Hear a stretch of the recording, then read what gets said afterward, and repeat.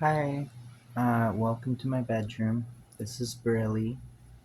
Um, I'm. It's currently 1:36 a.m. and I have work tomorrow, and I can't sleep.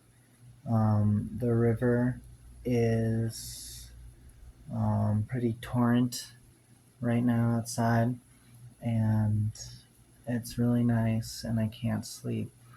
And in an effort to tucker myself out, I'm going to explain to you oneness as I know it, or as I understand it.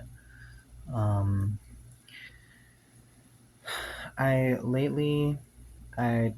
found out about the Thunder Perfect Mind, which is that like Egyptian philosophical script thing, the center of Western esotericism, I guess, but not defined by Western esotericism because it's not even fucking Western fucking colonialists, whatever.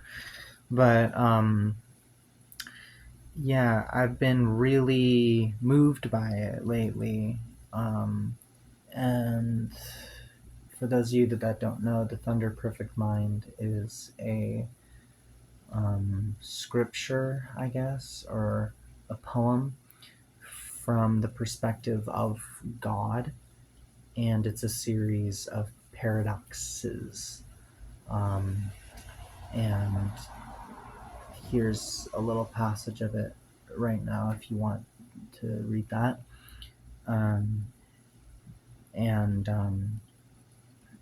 yeah, the the main thing that I think is so interesting about it, that to me, and what speaks to such a spiritual deep core for me is, and I'm sure for many of you, is this shared experience of religious trauma and the idea of spirituality being under the ownership of like a male god in an organized religion, and a very defined, centered, objectivist religion that is Christianity, which is what I have my own personal um, grievances with. Um, and so I think a lot of the root of Christianity that makes it so appealing to Western society, as well as just not even just like the way Western society has distorted it to become almost like a factory made like propaganda, is like just the way that it's been entangled with many of the foundational ideas of the Enlightenment period, or the Age of Enlightenment, which I was just reading about today. Um, and basically, I believe that structured American Christianity, um, and is very closely correlated with this idea of the Age of Enlightenment, or this idea that um, that God is something certain and something that can be discovered, and spirituality and oneness is something that can be like stripped down to its most like objective things. And that's, I think, generally my issues with Western esotericism too, but I'll get into that in a bit. Um, so I think that the Bible, at least the King James's Bible, is incredibly objectivist. It's incredibly bigoted, racist, all that stuff. And a lot of it, like the one that sticks out in my mind, is the idea that Adam and Eve was not created from the rib of Adam in earlier versions of the Bible, and that was something that was later implemented, and they instead initially came from a genderless being. um, you might need to fact check me on that. I'm not sure if it's completely true. I would recommend looking it up, but that's something that sticks out to me. um, but yeah, I guess generally this idea that God is something that can be determined, and morals is something that can be determined, and it is all structural. It's all structural and it's all objective, and there's a secret truth to what we believe and what we should practice and what we should give to our world. And I think that's incredibly reductive and incredibly naive and speaks volumes to the hubris of human beings. I think because this poisonous ideology spreads to like every corner of academia. Um, Lately, I've been learning a lot of, or I've been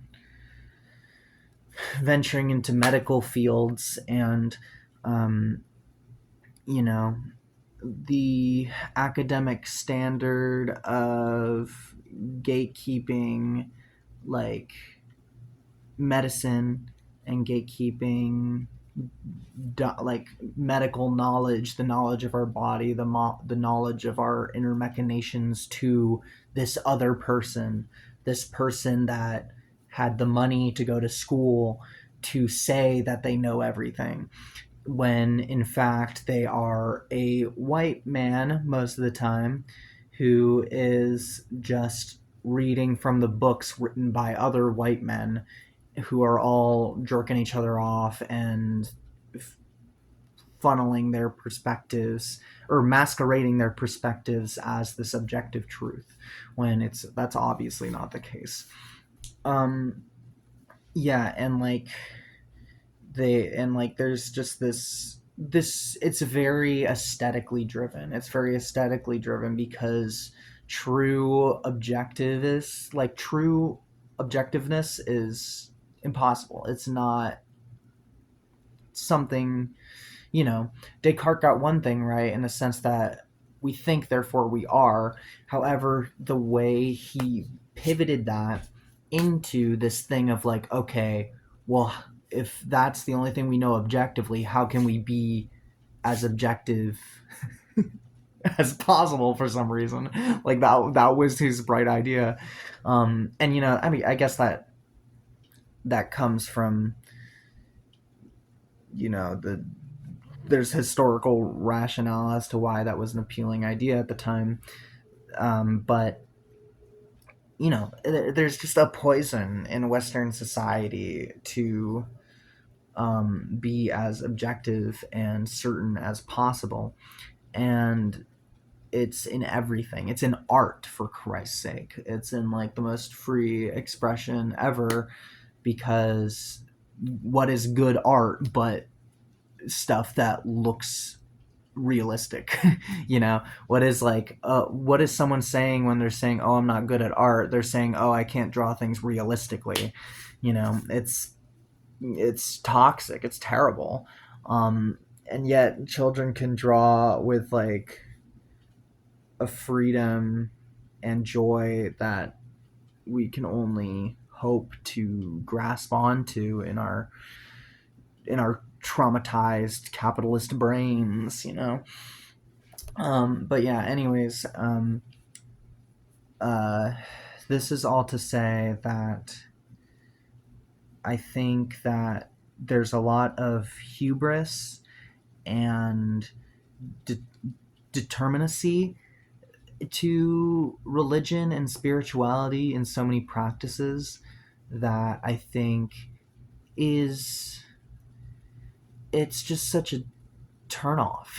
It's such a fucking turn off, because we all have like our own perspectives, and we all have like our own denominations of everything, and we all have like our own this and our own that, and it just is perpetuating this culture of you know, being a part of like being a part of this like objective pathway, you know, of this you know, there's a sense of belonging and there's a sense of community to its shore that is like instrumental, and it can be instrumental to some to like have this sense of community defined by like labels, you know. But I think that it can, you know, it can be at the cost of a lot. And I think the standard of labeling everything and grouping everything and putting everything into boxes is, you know, like absolutely like objectivism. And that's why like when transgenders come into the peripheral of like scholarly fucking cis dudes, they're up in arms because it doesn't fit into any of their boxes, and they're like, oh, I spent all this time in my life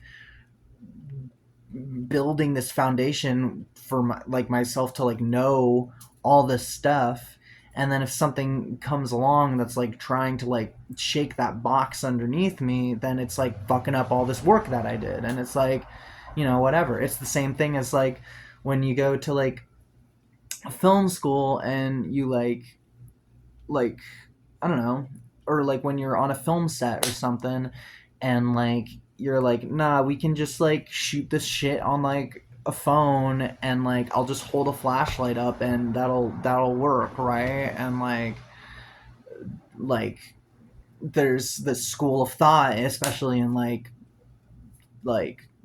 film culture, of just like, oh, no, that's not the way it works. You know. And it's like, and that comes from a place of like, oh, we went to school and we did all this work and we did all this practice to get to this position where we're in this industry, where we're finally like where we are to like create this art, because we're all raised our whole life to that like we can't do things, we have to work to get the credentials and then we can do things. And it's just like this whole like, this is all a very unstructured ramble, but it culminates to this spiritual core, the spiritual core that I think is like the age of enlightenment. You know what I'm saying? Like it all kind of can come back to that in a way that's very like, I don't even know if it's much of a stretch to say that like our society's like hyperfixation on objectivism is something that is truly toxic and poisonous to like everything we do. You know, it's like the reason why so many people believe, and it's like capitalism too, right? But it's like, you know, what is like the belief in capitalism other than like, you know, that's like a whole other thing I haven't done my research on. I'm currently reading this book, which I'll cite in the description, that's really interesting, and it kind of ties the poisons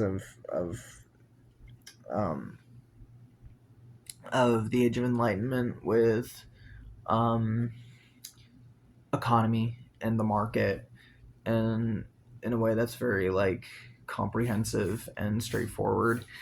Um, but yeah, I haven't. I'm literally just reading chapter 5 in isolation. So if he says some racist shit, don't. That's not. I'm not about that. But yeah, I don't know. The I think this all comes down to my own personal experience with religion and with spirituality, and how it's been something that I have so clearly associated with this, like, this way of being that is so contradictory to, like, who I am as a transgender woman.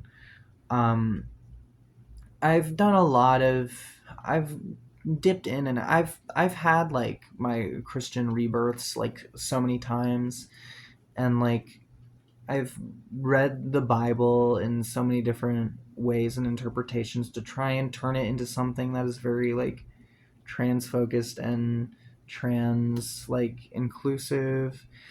But I think at the center of like Christian teaching is just this like box thinking, you know, and like the and formality and objectivism, you know. And I think like I'm gonna pause because I want to remember something important. My friend Ingrid said something really cool about the Bible, where she pointed out that there's like this there's like Christianity is built around this fear of change, this fear of shifting, like this fear of death, you know, this fear of um, the temporary. When you die, you go somewhere forever, and you're there forever, and it's certain and it's predictable, and we are the way that we are forever because we were made that way by God, and God made us this way, period, and we are that. We were made on the fourth day, I don't remember. We were made on one of those days, and we were made just as we are. And if changes happen, it's at the will of the author, of God, and it's not at our own will. Our life is split up into like birth, which is God doing, which is God's doing, and then death, which is our own doing, and inevitably just going back into we are still ourselves, and we just shift over to heaven or hell, um, or whatever, you know. And it's like, and like we are not allowed to have autonomy in the matter of our creation, of our um, where we wind up, what happens to us, what we do with ourselves. We don't have ownership over ourselves. We are certain, we are determined, and we are objective, right? And you know, it's something that is like, you know, to my own, and I apologize to any Christians out there. I'm interested to hear about your denominations if you feel like you have differing interpretations, or your own interpretations of such things. Um, but I think that this is a hard religion to work with for my abilities, you know. And like I tried looking into Wicca and exploring that, but even then it's like Wicca is based on a a gender binary, like kind of at its core. It's based on a gender binary, and it's based on heterosexual sex. It's like there's so much of that like at the core, right? And if we're trying to make that trans inclusive and trying to make Christianity trans inclusive, granted, both, the thing that's so appealing about these things is there's aesthetic and culture that's there that isn't necessarily malicious, that's appealing, that's, you know, like it's nice to be a part of something like that. But it's also like hard because there's like this constant like wall between me and those religions, where it's like, oh, I'm not fully in, I'm like kind of like working around it in a way, you know. And it just is like difficult for me. And like I don't want to like start a new denomination or whatever. I just like want to explore like spirituality in the way that I feel comfortable with. And a part of my trans journey has been like transing not just like my gender, but also transing like my origin story, and like transing my like spiritual like ideology. And yeah, I don't know. Might this might not be valuable to anyone, but I just wanted to outline my own um spiritual belief system for you if you'd be interested. One second. So one thing that's particularly interesting to me, I changed my lighting so that I can show you various diagrams, but one thing that is particularly of interest to me is eliminating hubris from spirituality, because I think that there's a lot of human-centered spirituality, like even with like gods and things like, oh yeah, I mentioned like Thunder Perfect Mind like a million like years ago, but if I didn't mention that the reason why that's so appealing is because it's the anti like enlightenment, it's the anti objectivism. um, this is my time to say that. um, I really fuck with the Thunder Perfect Mind because I feel like it taps into something that is really refreshing for me to hear for my own spiritual journey. It taps in this idea that God is an impossible thing. God is not, but it's not that it isn't a thing. It's not that God doesn't exist, but it's an impossibility at the same time. It exists impossibly. You know, it's not something that can be. It's something that is fundamentally like at odds with objectivism and with enlightenment, um, because God is this like intangible center, like this intangible spiritual like center in our souls, in our consciousness, that exists as like an ultimate abstraction. um and to define that like faith, to put faith within the context of objectivism, it's like those were like faith and objectivism are like kind of antonyms, you know, like yeah. But anyways, so that's why that's been really appealing to me, because and so I've kind of taken that into my own hands, and I've tried to eliminate the human like need for like things, I guess. The human need for like human things to like make sense of everything, because like humans aren't the center of the earth, and we weren't created by a human like other than like our parents. You know. um but yeah, um I think something that's been interesting to me is the way that spirituality ties in with nature, but not necessarily in the traditional like in the Wiccan tradition. I don't think. Um, I think what's mostly um, appealing about that is like because nature is something that when I am immersed into it, I feel a sense of like peace and belonging that I don't that is like impossible for me to feel in any other way. And this goes into kind of what is at the ideological center of my musical dirt, which is this idea that um, the truest and most important and beautiful thing that we are is a carbon being.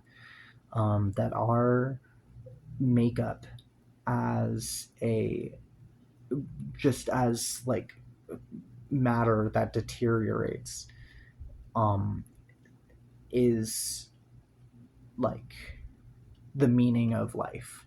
Like we exist to take a bunch of like fertile matter material, to pick it up and put it somewhere else, you know to to to bring to take this matter, make it, take all these cells in our bodies and make them multiply, multiply, multiply, and create more matter to give to the earth, which then is eaten by the worms and the trees and the plants. And to that extent, I think that our existence is innately empathetic, and reincarnation is a scientific matter. And um like, it's, to me, it's like not really even like a faith-based thing, because like, to me, that's like, so like, I don't know, it's true to me in a way that is acknowledging of the fact that truth, especially in spirituality, is not a possibility. Spirituality is a feeling, and it's a calling, and it's abstract, and it's impossible to make certain for everyone else. My spirituality is different from everyone else's, and even if you agree with what I'm saying, your spirituality is different from mine, like no matter what, because you will inevitably have your own experience and interject your own experience into my version of things, and it'll just, that's the beauty of life, is the thunder of perfect mind. um yeah, but I think that we exist innately as a empathetic source, and like, that is an unavoidable thing about us. Like, when we are born, when at every stage of our existence we provide, we are a food source to something somewhere, which is why I hate coffins. Coffins are evil and I don't like them. Hot take. Sorry, the coffin lovers of my viewer base. Anyways, so this brings me to oneness. Oneness is kind of the center of a lot of my like a lot of my belief system. Um, Oneness is the idea of like cyclicalness and also like harmony. It's like cycle, harmony, and self-perpetuating. I think that what is beautiful about oneness is that it's something we see. It's the fucking it's 2 a.m. It's like, it's in our it's in like our biomes, in our fauna, in our it's just in our environment. Things Nature is built to feed itself. We don't need to even do anything at all, and it lives and it breathes, and it when we turn it into a thing is when it starts to change. It's not going to go away. Maybe certain species will go away. Maybe certain areas will be like, will have a harder time getting their gears working again, for like a few million years or whatever. But it will exist on every scale. Oneness will exist, and like the equilibrium is another way to say it, because equilibrium is a term for our inner body balancing itself out, but it's a way that we can also yeah, let's think of it that way, because this goes into the other stage of this, is how there's like a lateral ascent and descent of oneness. So there's a term in medical spaces called the equilibrium, which is like when your body is at a state where it is feeding itself and everything is communicating. The brain is sending a electrical surge to the through the nerves that go to my pinky that make it wiggle around, and my heart is beating, the blood is pumping through the veins, the fucking estrogen that I put in my blood is going through there too, and all those chemicals are interacting throughout my whole body and making things different. And the same goes for the hormones that I don't put in there. Every hormone is doing its thing, every chemical in my body is doing its thing. It's a oneness. There's a oneness about the human body, and it's like the way that we are like, it's the blueprint of our body. And this is not to be ableist, this is not to exclude or belittle the experiences of people who, might need more medical support than like the rest of us. And I mean, I'm on my own medication, so there's certain aspects of myself that aren't at equilibrium. But the same thing exists in nature too, is what I'm trying to say. The same thing exists where there is this intricate system to every biome, where the trees, where the plants have little spiky balls that like to attach to fur, and they know that these things, they evolve and decide that they know these things rub against them, and sometimes the ones that are spikier get transferred somewhere else and make more of the plants from those seeds. And there's like a natural like unstoppable drive to perpetuate harmony. It's something that it's something that nature, that our universe just is like attracted to, much like gravity. Because then we think about it on like a cosmic scale, and all the planets are something about gravity. What even is that? Like, is making it so that fucking planets orbit around the sun. Like, what is that? Like, I don't know. And then we go deeper into our body and we look at the fucking magic going on in the protons and neutrons that make these incomprehensible clouds of negative electric energy just freak out all around them. It's like there's just this innate truth to everything that I think is just so interesting. And so that can kind of be illustrated here with this guide that I made, where the like we look at things on a cosmic scale. Orbit is oneness, then down to the planet. I sort of separate them by systems. So there's the solar system and the planet system and the ecosystem. The ecosystem is what we're a part of, but we go closer into there, and then we have the human system, which is like the blood pumping in our body, and then the atomic level. But interestingly, what we have is the ability to perceive. We can perceive things. So when we perceive things, we are attracted to the idea of creating our own oneness. And what that is literally just community and joy. When we experience joy, we like that. We like having joy, because if we don't have it, we want to die. And dying is what stops our human system from perpetuating. I think I wrote something down. Okay, here's what I wrote.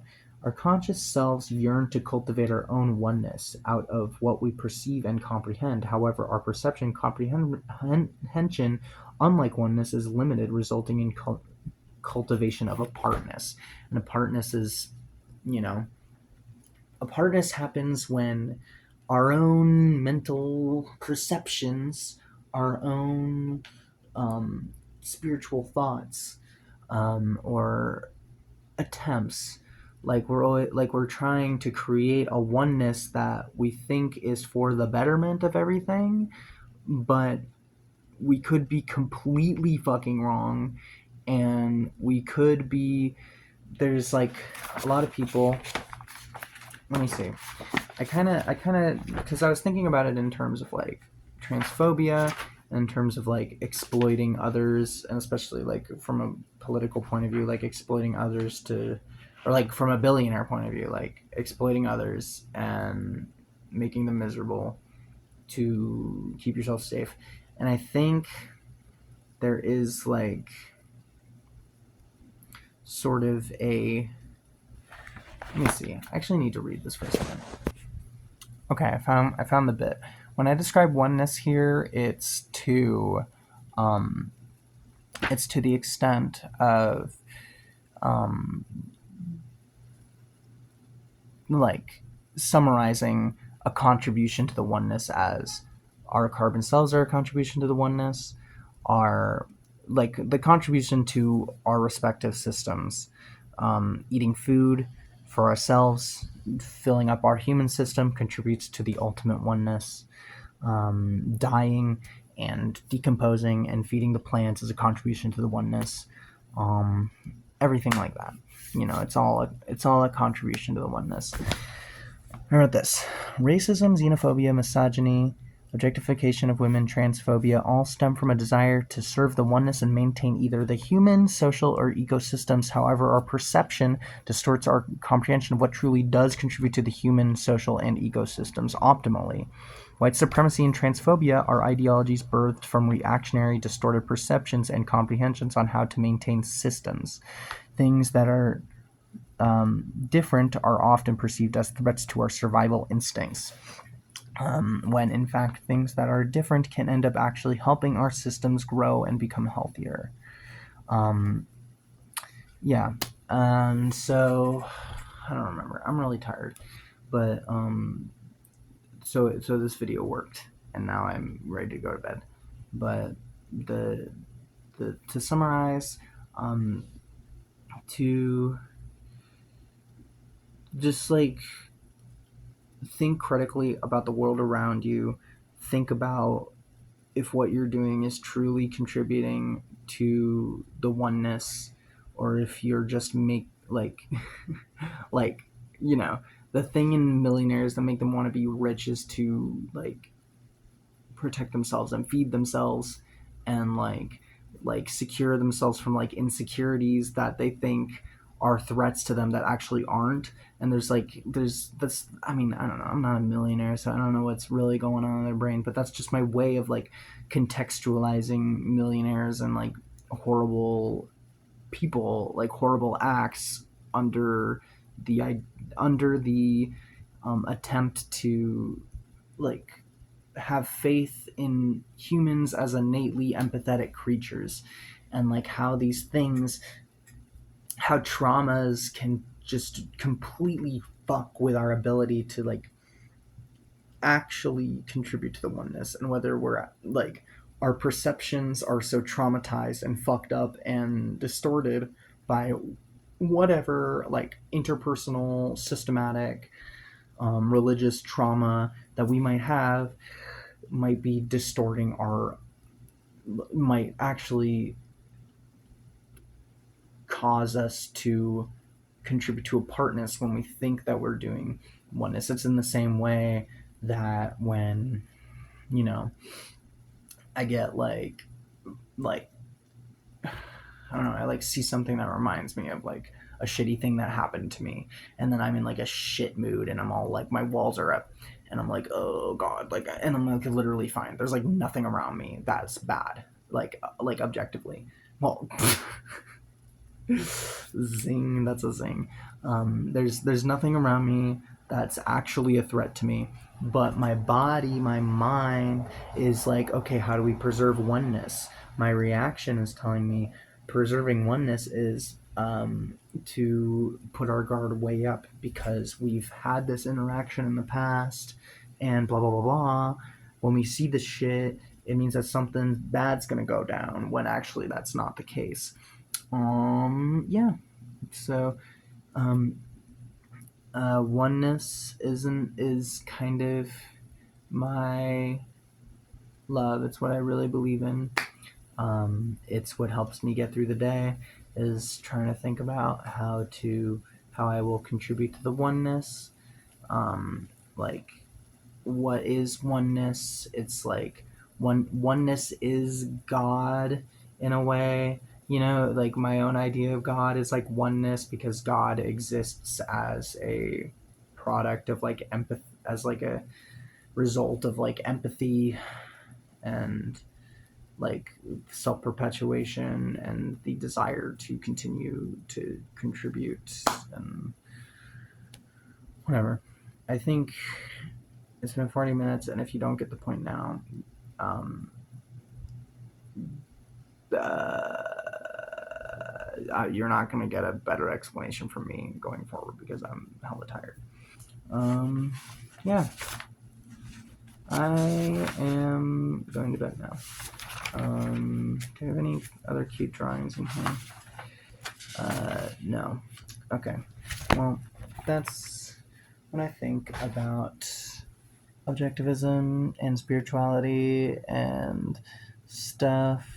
Um, if you made it this far, thank you so much for maybe hopefully getting something out of this. If you're around for this long, um, yeah, cool. All right, big love. You contribute to the oneness the best you can. You know, take care of yourself. Take care of your community. Take care of the space you occupy. You're allowed to occupy it because you, as a carbon being, are innately valuable.